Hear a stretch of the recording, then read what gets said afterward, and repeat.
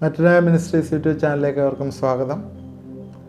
നമ്മൾ കഴിഞ്ഞ എപ്പിസോഡിൽ അഭിഷേകത്തിൻ്റെ ആമുഖമായിട്ട് ഉള്ള ചില ചിന്തകളായിരുന്നു പറഞ്ഞിരുന്നത്. The power of anointing. അത് നമ്മൾ സംസാരിച്ചതിനകത്ത് പ്രത്യേകം പറഞ്ഞു, പഴയ നിയമത്തിലെ ചില ദൗത്യത്തിന് വേണ്ടി ആളുകളെ അഭിഷേകം ചെയ്യുമായിരുന്നു. എന്നാൽ പുതിയ നിയമത്തിലേക്ക് വരുമ്പോൾ പരിശുദ്ധാത്മാവാണ് നമ്മളെ അഭിഷേകം ചെയ്യുന്നത്. It is the empowerment and equipping of the believers. നമ്മളെ എംപവർ ചെയ്യുന്നു, നമ്മളെ എക്വിപ്പ് ചെയ്യുന്നു for the various purposes including ministry, service and witness. ശുശ്രൂഷ ചെയ്യാനായിട്ട്, അതുപോലെ ഓരോ റെസ്പോൺസിബിലിറ്റീസ് ചെയ്യാനായിട്ട്. പല ശുശ്രൂഷകളുണ്ടല്ലോ, ദൈവനെ അറിയിക്കുന്ന മാത്രമല്ല, പല റെസ്പോൺസിബിലിറ്റീസ് ഉണ്ട് അത് ചെയ്യാനായിട്ട്. അതുപോലെ വിറ്റ്നസ് ചെയ്യാനായിട്ട്, നമ്മുടെ സാക്ഷ്യം, നമ്മൾ നിൽക്കുന്നിടത്ത് സാക്ഷ്യം, അതിനും ഒരു അനോയിൻറ്റിങ് അഭിഷേകം വേണം. പഴയ നിയമത്തിലെ ഒരു പർട്ടിക്കുലർ പർപ്പസിന് വേണ്ടി അനോയിൻറ്റ് ചെയ്യാൻ. അത് മാത്രമല്ല, പഴയ നിയമത്തിലെ പരിശുദ്ധാത്മാവ് വന്നും പോയി നിൽക്കുന്ന അവസരങ്ങളുണ്ടായിരുന്നു. അത് നമുക്ക് ശ്രദ്ധിച്ചറിയാം. എന്നാൽ പുതിയ നിയമത്തിലേക്ക് വരുമ്പോൾ എന്നേക്കും സ്ഥിരമായി നിൽക്കുന്ന ആത്മാവാണ് നമുക്കുള്ളത്. എന്നാൽ അതിനെ നമ്മൾ ജ്വലിപ്പിച്ച് മുമ്പോട്ട് പോകുമ്പോൾ ദൈവത്തിൻ്റെ ശക്തി നമ്മൾ വസിക്കുകയും പ്രവർത്തിക്കുകയും ചെയ്യുന്നതായിട്ട് നമുക്ക് മനസ്സിലാവും. അതുകൊണ്ട് anointing of the spirit is A biblical concept that refers to empowerment and equipping of the believers by the Holy Spirit for various purposes including ministry, service and witness. അതുകൊണ്ട് ശുശ്രൂഷ ചെയ്യുവാനായിട്ട്, സർവീസ് ചെയ്യുവാനായിട്ട്, സാക്ഷ്യം നിർത്താനായിട്ട് തരുന്ന ഒന്നാണ്. 1 ശമൂവേൽ 16:13 ശമൂവേൽ തൈലക്കൊമ്പെടുത്ത് അവൻ്റെ സഹോദരന്മാരുടെ നടുവിൽ വെച്ച് അവനെ അഭിഷേകം ചെയ്തു. യഹോവയുടെ ആത്മാവ് അന്നു മുതൽ ദാവീദിന്മേൽ വന്നു. അന്നേരം ദാവീദിൻ്റെ അഭിഷേകം ചെയ്തപ്പോഴാണ് ദാവീദിൻ്റെ മേൽ അന്ന് ആത്മാവ് വന്നത്. അന്നേരം അന്നൊരു പർട്ടിക്കുലർ മിഷന് വേണ്ടി ഇതുപോലെ തൈലം അല്ലെങ്കിൽ എണ്ണ കൊണ്ട് അഭിഷേകം ചെയ്യുമ്പോൾ ഒരു പർട്ടിക്കുലർ മിഷന് വേണ്ടി അവരെ ഉപയോഗിക്കപ്പെടുകയാണ് ചെയ്തുകൊണ്ടിരുന്നത്. ശ്രദ്ധിക്കുക. എന്നാൽ പുതിയ നിയമത്തിൽ അങ്ങനെയല്ല. പുതിയ നിയമത്തിൽ യേശുവിൻ്റെ മേലെ ഉയരത്തിൽ നിന്ന് ആത്മാവിൻ്റെ ശക്തിയാലുള്ള അഭിഷേകം. യേശുക്രിസ്തു ലൂക്കോസ് 4:18 പറയുന്ന എന്താണ് പറയുന്നത്? കർത്താവിനെ അഭിഷേകം ചെയ്തിരിക്കാൻ അവൻ്റെ ആത്മാവ് എൻ്റെ മേലുണ്ട്. ദരിദ്രന്മാരുടെ സുവിശേഷം അറിയിപ്പാൻ കർത്താവിനെ അഭിഷേകം ചെയ്യാൻ അവൻ്റെ ആത്മാവ് എൻ്റെ മേലുണ്ട്. ബദ്ധന്മാർക്ക് വിടുതലും കുരുടന്മാർക്ക് കാഴ്ചയും പ്രസംഗിപ്പാനും പീഡിതന്മാരെ വിടുവിച്ചയപ്പാനും കർത്താവിൻ്റെ പ്രസാദവർഷം പ്രസംഗിപ്പാനും എന്നെ അയച്ചിരിക്കുന്നു. യേശുവിൻ്റെ മിഷൻ ആ അഭിഷേകത്തോടു കൂടി അവിടെ ആരംഭിക്കുകയാണ്. അവൻ യേശു ചെയ്യാനുള്ള ജോലികളെല്ലാം അവിടെ പറയുന്നുണ്ട്. സുവിശേഷം അറിയിക്കുക ദരിദ്രന്മാരോട്, രണ്ടാമത് ബദ്ധന്മാരെ വിടുവിക്കുക, കുരുടന്മാർക്ക് കാഴ്ച കൊടുക്കുക, പീഡിതന്മാരെ വിടുവിച്ചയക്കുക, കർത്താവിൻ്റെ പ്രസാദവർഷം പ്രസംഗിക്കുക. എല്ലാം ക്ലിയറാണ്. യേശുവിൻ്റെ മിഷൻ അതിനകത്ത് എഴുതിയിട്ടുണ്ട്. അത് ആണ് യേശുവിലുള്ള അഭിഷേകം കൊണ്ടുണ്ടായിരുന്നത്. അപ്പോസ്തല പ്രവൃത്തി 10:38 പൗലോസ് പറയുന്ന കാര്യമാണ്. നസ്രയനായ യേശുവിനെ ദൈവം പരിശുദ്ധാത്മാവിനാൽ ശക്തിയാൽ അഭിഷേകം ചെയ്ത് ദൈവം അവനോട് കൂടെ ഇരുന്നുകൊണ്ട് അവൻ നന്മ ചെയ്തും പിശാച് ബാധിച്ചവരൊക്കെ സൗഖ്യമാക്കിയും കൊണ്ട് സഞ്ചരിച്ചിരുന്ന വിവരം നിങ്ങൾ തന്നെ അറിയുന്നുവല്ലോ. ഇവിടെ ഇത് പൗലോസല്ല, പത്രോസ് പ്രസംഗിച്ച പ്രസംഗമാണ്.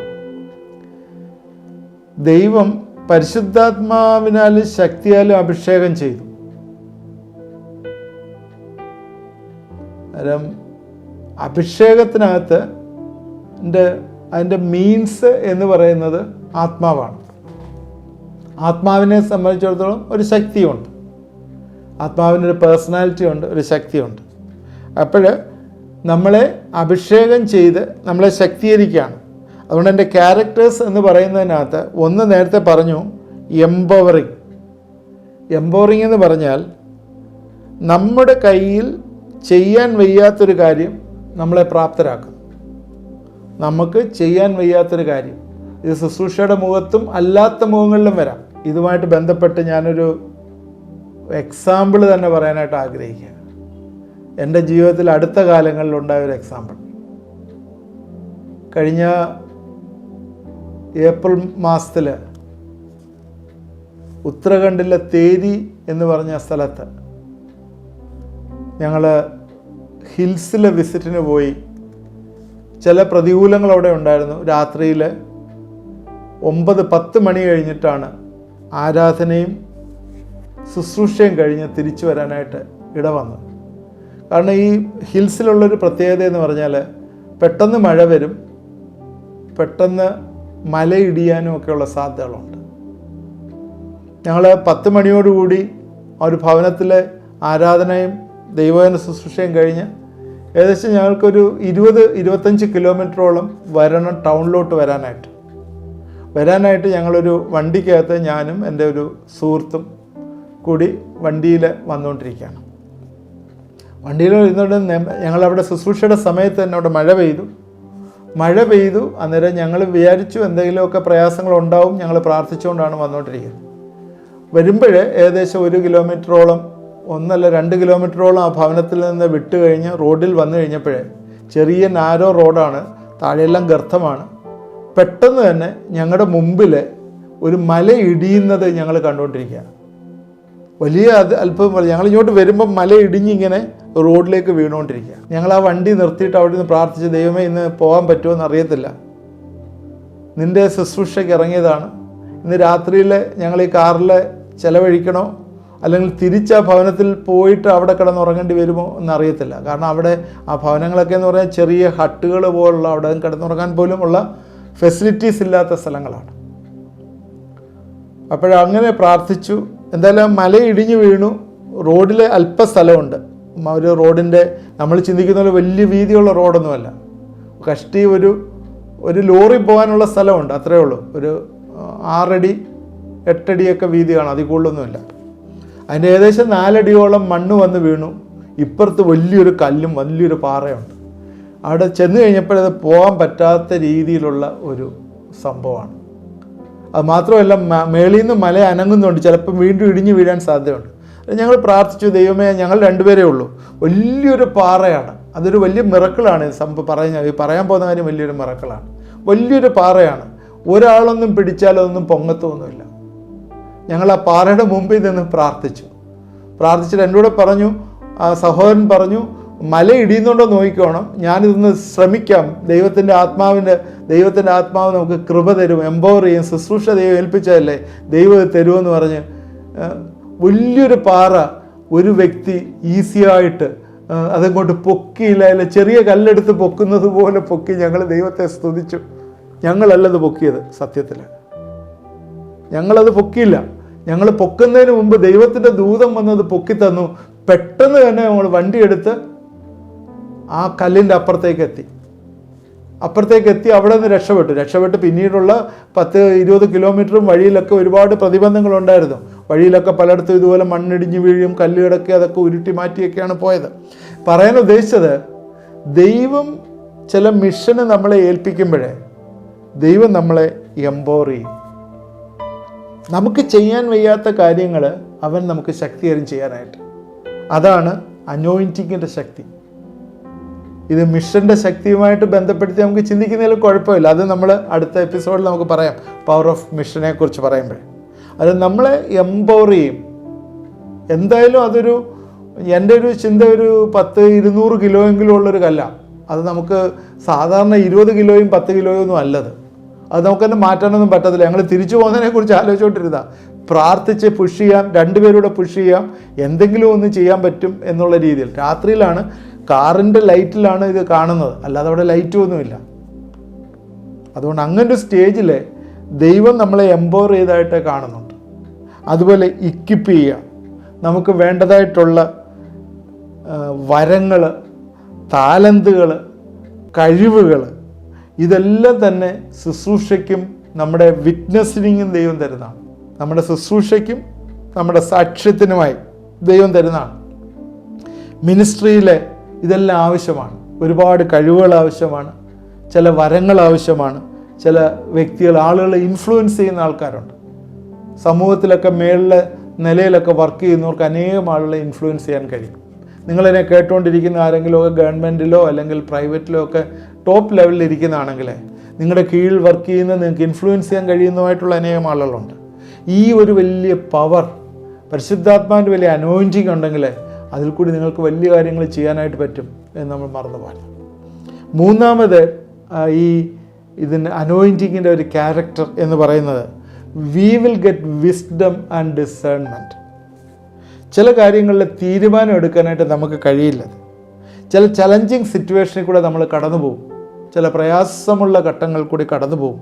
ആ സമയങ്ങളിൽ നമുക്കൊരു ഡിസിഷൻ എടുക്കാനായിട്ട് പലപ്പോഴും പറ്റത്തില്ല. അതുപോലെ തന്നെ പല കാര്യങ്ങളും ദൈവം ക്ലിയറായിട്ട് നമ്മുടെ മനസ്സിനോട് സംസാരിക്കുകയും നമുക്ക് കാണിച്ചു തരികയും ചെയ്യും. ഞാനിവിടെ നിന്ന് ഈ ഓരോ എപ്പിസോഡ് കഴിഞ്ഞ് പ്രാർത്ഥിക്കുന്ന വെറുതെ ചിലത് വിളിച്ചു പറയല്ല. ദൈവത്തിൻ്റെ പരിശുദ്ധാത്മാവ് ചില സ്പെസിഫിക്കായിട്ട് ചില കാര്യങ്ങൾ ഇന്നാർക്ക് ഇന്ന വിഷയമുണ്ട് എന്ന് പറഞ്ഞിട്ട് പറയുന്നതുകൊണ്ടാണ് അത് പ്രത്യേകിച്ച് പ്രാർത്ഥിക്കുന്നത്. അത് നിങ്ങൾക്ക്, ചില ആളുകൾക്ക് അത് വിടുതൽ വന്ന് നിങ്ങളെ അറിയിച്ചിട്ടുണ്ട്, അതോർത്ത് ദൈവത്തെ സ്തുതിക്കുകയാണ്. അതൊക്കെ ആ സമയത്ത് ആ ഡെലിവറൻസും ആ ഒരു ദൈവത്തിൻ്റെ നീക്കുപോക്കും ഒക്കെ ഉണ്ടാവാനായിട്ട് ദൈവം ആഗ്രഹിക്കുന്ന എന്ന് നമ്മൾ മറന്നു പോകാൻ. അതുകൊണ്ട് മൂന്നാമത് ദൈവം നമുക്കൊരു വിസ്ഡവും ഡിസേൺമെൻറ്റും തരും. അത് അനോയിൻറ്റിങ്ങിലാണ് വരുന്നത്. ഒരു അനോയിൻറ്റിങ്ങിൽ വരുന്ന നമുക്കൊരു എംപവർമെൻറ്റ് വരും, നമ്മളെ ശക്തീകരിക്കും എന്നുള്ളത്. കാരണം ചെയ്യാൻ വയ്യാത്ത കാര്യങ്ങൾ ചെയ്യാനായിട്ട് നമ്മളെ പ്രാപ്തരാക്കും. നമ്മൾ അതിലേക്ക് നോക്കിയാൽ വലിയ മല പോലൊക്കെ ഇരിക്കും. അയ്യോ, ഇതുകൊണ്ട് എങ്ങനെ എനിക്ക് ചെയ്യാൻ പറ്റും എന്നൊക്കെ നമ്മൾ ചെയ്യും. നമ്മളൊരു സ്റ്റെപ്പ് എടുത്ത് മുമ്പോട്ടിറങ്ങി കഴിയുമ്പോഴേ ദൈവം നമ്മളെ എംപവർ ചെയ്യും. ഏത് തടസ്സമായാലും, ഒരു ബുൾഡോസറാണ് നീ എന്ന് പറഞ്ഞ മലകളെ ഇടിക്കാനുള്ള തടസ്സം, മലകളെ ഇടിക്കാനുള്ള കഴിവ് ദൈവം നിൻ്റെ മേൽ അങ്ങോട്ട് തരും. അതാണ് അനോയിൻറ്റിങ്ങിൻ്റെ ശക്തി എന്ന് പറയുന്നത്. നിന്നെ ദൈവം ഒരു ബുൾഡോസറാക്കി മാറ്റും. ഏത് മലയും ഇടിച്ച് നിരപ്പാക്കാൻ പറ്റുന്ന ഒരു ബുൾഡോസറാക്കി മാറ്റും എന്നുള്ള. എന്നെ കേൾക്കുന്ന പ്രിയപ്പെട്ടവരെ, അതിനകത്ത് ആ കമൻറ്റ് ബോക്സിൽ നിങ്ങളൊന്ന് എഴുതി, എന്നെ ദൈവം എംപവർ ചെയ്യും എന്ന് പറഞ്ഞാൽ ദൈവത്തിൻ്റെ അനോയിൻറ്റിങ് നിങ്ങളിലേക്ക് വരികയാണ്. ദൈവം നിങ്ങളെ ഇക്വിപ്പ് ചെയ്യും. നിങ്ങളെ പല രീതിയിൽ നിങ്ങൾക്ക് വേണ്ടതായിട്ടുള്ള താലന്തുകൾ തരും, നിങ്ങൾക്ക് ഈ എബിലിറ്റി തരും, നിങ്ങൾക്ക് ഗിഫ്റ്റുകൾ തരും, നിങ്ങളെ ബലപ്പെടുത്തും. കാരണം എന്താ, നിങ്ങളെ ഒരു ശുശ്രൂഷ ഏൽപ്പിക്കുക. നിങ്ങളൊരു ഓഫീസിൽ വർക്ക് ചെയ്യുക, അല്ലെങ്കിൽ നിങ്ങൾ ഫുൾ ടൈമായിട്ട് ചെയ്യുക, അല്ലെങ്കിൽ വേറെ ഏതെങ്കിലും ഒരു സർവീസിൽ നിങ്ങളാകുക. നിങ്ങൾക്ക് വേണ്ടതായിട്ടുള്ള കഴിവ് ദൈവം ഇമ്പാർട്ട് ചെയ്യുന്നത് ഈ പരിശുദ്ധാത്മാവിൻ്റെ അഭിഷേകത്തിൽ കൂടിയാണ്. അത് മാത്രമല്ല, പറയേണ്ട കാര്യങ്ങൾ പറയേണ്ടതുപോലെ പറയേണ്ടടുത്ത് പറയാൻ, ഡിസിഷൻ എടുക്കാൻ, ചലഞ്ചിങ് സിറ്റുവേഷനിൽ. ഇപ്പം പൗലോസ് കപ്പൽ ചയത്തിൽ അകപ്പെട്ടു. അന്നേരം എന്താ പറഞ്ഞത്? നിങ്ങളുടെ ജീവനൊന്നും ഒരു ഹാനിയും വരത്തില്ല. കാരണം ദൈവം കാണിച്ചു കൊടുത്തു. മെലിത്ത ദ്വീപിൽ ചെന്നിട്ട് അവിടെ ഒരു ശുശ്രൂഷ ആരംഭിക്കാനായിട്ട് ദൈവം അവന് കാണിച്ചു കൊടുത്തു. അവിടെ ചെന്നു. നമുക്കറിയാമല്ലോ, അണലിയെ തീയിൽ കുടഞ്ഞിട്ട കാര്യവും അവിടെ ഒരു ശുശ്രൂഷ ആരംഭിച്ചും അവിടുന്ന് രാജാക്കന്മാരെ പോലെ അവരെ അവിടുന്ന് കയറ്റി വിടുന്നതായിട്ട് കാണുന്നു. ഒരു തടവ് പുള്ളിയായിട്ട് പോയ ആൾക്കാർ ആണ്. എന്നാൽ അവിടെ ചെന്ന് കഴിഞ്ഞപ്പോഴത്തേക്ക് എൻ്റർലി ഡിഫറെൻ്റായി അവരുടെ സ്ഥിതി. അതുകൊണ്ട് അനോയിൻറ്റിങ് നമുക്ക് വിസ്ഡവും ഡിസേൺമെൻറ്റും തരുന്നു എന്ന് നമ്മൾ മറന്നുപോയത്. അതുകൊണ്ട് എൻ്റെ പ്രിയപ്പെട്ടവരെ, ഇത് കേൾക്കുന്നവരെ, ഞാൻ അനോയിൻറ്റിങ്ങിൽ ചില ക്യാരക്ടറിസ്റ്റിക്സ് ആണെന്ന് നിങ്ങളോട് പറഞ്ഞു. ഈ അനോയിൻറ്റിങ്, പരിശുദ്ധാത്മാവിൻ്റെ നിയോഗം, പരിശുദ്ധാത്മാവിൻ്റെ അഭിഷേകം നമ്മൾ വരുമ്പോഴേ നമ്മൾ ശക്തീകരിക്കപ്പെടുന്നു, നമ്മളെ ഇക്വിപ്പ് ചെയ്യുന്നു, ട്രെയിൻ ചെയ്യുന്നു, നമുക്ക് വേണ്ടതായിട്ടുള്ള വിസ്ഡവും ഡിസേൺമെൻറ്റും തരുന്നു. നിങ്ങളുടെ ജീവിതത്തിൽ ഇന്ന് ഇതിന് കീഴ്പ്പെട്ട് ഇതനുസരിച്ച് ദൈവത്തിൻ്റെ അഭിഷേകത്തിൻ്റെ കീഴിലിരിക്കുന്നെങ്കിൽ നിങ്ങളുടെ ശുശ്രൂഷ, നിങ്ങളുടെ സർവീസ്, നിങ്ങളുടെ വിറ്റ്നസ്, സാക്ഷ്യം, ഇതൊക്കെ യൂസ്ഫുള്ളായിത്തീരും. ഇന്നെവിടെയെങ്കിലുമൊക്കെ പ്രയാസം അനുഭവിക്കുകയും തകർന്നിരിക്കുന്നു എന്ന് തോന്നുകയൊക്കെ ചെയ്യുന്നവർ തീർച്ചയായും നിങ്ങളിത് മനസ്സിലാക്കുക. ഈ ദിവസങ്ങളിൽ ദൈവത്തിൻ്റെ വലിയ അനോയിൻറ്റിങ് നിങ്ങളിലേക്ക് വരാനായിട്ട് നിങ്ങളെ പ്രാർത്ഥിക്കണം. അത് ഏറ്റവും ആവശ്യം അതാണ്, പ്രാർത്ഥിക്കുക. നമുക്ക് അടുത്ത എപ്പിസോഡിൽ എങ്ങനെയാണ് നമ്മൾ അഭിഷേകം പ്രാപിക്കുന്നത് എന്നുള്ളതിനെക്കുറിച്ച് നമുക്ക് ചിന്തിക്കാം. എങ്ങനെയാണ് നമുക്ക് അഭിഷേകം പ്രാപിക്കുന്ന അടുത്ത എപ്പിസോഡിൽ ചിന്തിക്കാം. അതുകൊണ്ട് ഈ അനോയിൻറ്റിങ് ഏറ്റവും പ്രധാനമാണ്. നമ്മുടെ ഡെലിവറൻസിന് അനോയിൻറ്റിങ് ഏറ്റവും ആവശ്യമാണ്. ഈ ദിവസങ്ങളിൽ ദൈവത്തിൻ്റെ അഭിഷേകത്താൽ നമ്മളെ നിറയുവാനായി നമുക്ക് പ്രാർത്ഥിക്കാം. ദൈവമായ കർത്താവെ, ഇത് കണ്ടുകൊണ്ടിരുന്ന പ്രിയപ്പെട്ടവരെ ഞങ്ങളെ ഏൽപ്പിച്ച് പ്രാർത്ഥിക്കുന്നു. ഈ ദിവസങ്ങളിൽ ദൈവത്തിൻ്റെ അഭിഷേകത്താൽ ഞങ്ങളെ നിറയ്ക്കണമേ എന്ന് പ്രാർത്ഥിക്കുന്നു. ഓരോ കാര്യം ചെയ്യുവാനായിട്ട് പലപ്പോഴും ഞങ്ങൾക്ക് പ്രാപ്തിയില്ല കർത്താവേ. നീ ഞങ്ങളെ പ്രാപ്തരാക്കുന്ന ദൈവമാണ്. നീ ഞങ്ങൾക്ക് വേണ്ടതായിട്ടുള്ള എബിലിറ്റി തരുന്ന ദൈവമാണ്. നീ ഞങ്ങൾക്ക് വേണ്ടതായിട്ടുള്ള ഡിസേൺമെൻറ്റ് തരുന്ന ദൈവമാണ്. ഇത് ഞങ്ങൾ ചിന്തിപ്പാനായിട്ട് ഈ ദിവസങ്ങളിൽ ഇടവരുത്താൻ സഹായിക്കുകയും ചെയ്യണമേ. എവിടെയെങ്കിലുമൊക്കെ തകർന്നിരിക്കുന്നെങ്കിൽ നീ അത് പുതുക്കി പണിയണമേ എന്ന് പ്രാർത്ഥിക്കുന്നു. ജീവിതത്തിലെ കർത്താവെ എവിടെയെങ്കിലുമൊക്കെ നഷ്ടമായി എന്ന് തോന്നുന്നെങ്കിൽ അതിൽ നിന്നൊക്കെ വിടുതൽ കൊടുക്കണമേ എന്ന് പ്രാർത്ഥിക്കുന്നു. ഇത് കണ്ടുകൊണ്ടിരിക്കുന്ന ചില പ്രിയപ്പെട്ടവർ ഇന്ന് ഒരുപാട് ദുഃഖത്തിൽ കഴിയുന്നവരുണ്ട്. ചില കാര്യങ്ങളൊക്കെ അവർ എക്സ്പെക്റ്റ് ചെയ്യുന്ന പോലെ നടക്കുന്നില്ല. എല്ലാം പ്രതികൂലമായി വരുന്നു.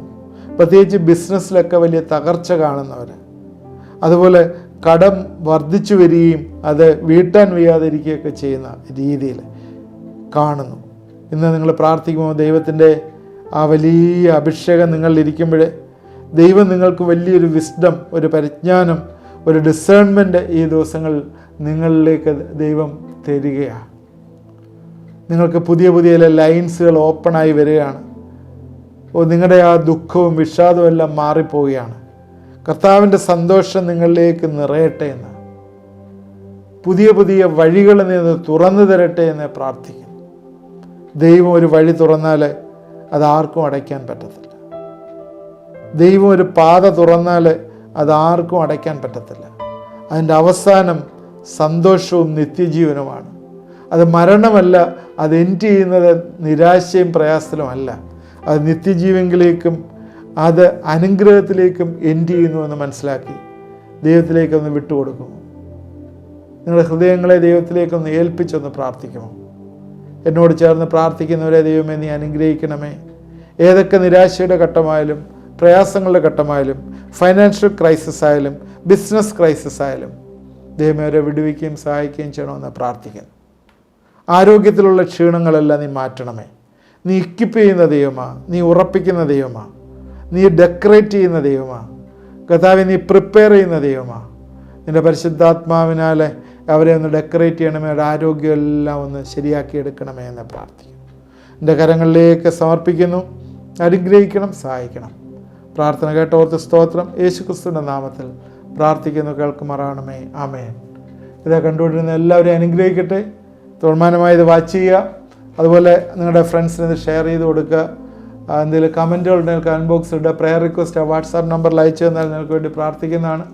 അതുപോലെ നിങ്ങളുടെ നമ്പർ അയച്ചു തന്നാൽ നമ്മുടെ അടുത്ത മാസം ഫസ്റ്റ് സൺഡേ തൊട്ടുള്ള പ്രെയർ മീറ്റിംഗ്, ലൈവായിട്ടുള്ള പ്രെയർ മീറ്റിങ്ങിൽ അതുകൊണ്ട് ആഡ് ചെയ്യുന്നതാണ്. നിങ്ങൾക്ക് കൂടെ ഇരിക്കുകയും പ്രാർത്ഥിക്കുകയും ഒക്കെ ഡിസ്കസ് ചെയ്യുകയൊക്കെ ചെയ്യാനുള്ള അവസരമാണ്. ദൈവം നമ്മളെല്ലാവരെയും അനുഗ്രഹിക്കട്ടെ.